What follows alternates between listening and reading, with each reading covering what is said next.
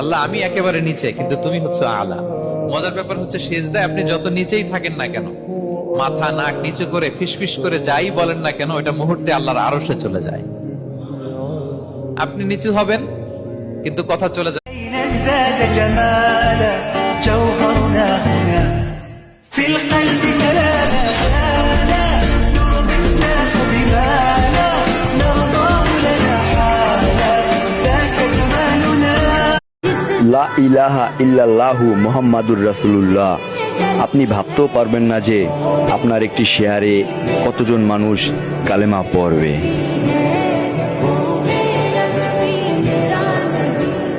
আল্লাহ পাক বলছেন সারা দুনিয়ার সমান গুনাহও যদি সে করে ফেলে, আসমানের সমানও গুনাহ করে ফেলে, খালি তওবা করে ফিরে আল্লাহকে বলবে আস্তাগফিরুল্লাহাল্লাযী লা ইলাহা ইল্লা হুয়াল হাইয়ুল কাইয়্যুম ওয়া আতুবু ইলাইহি।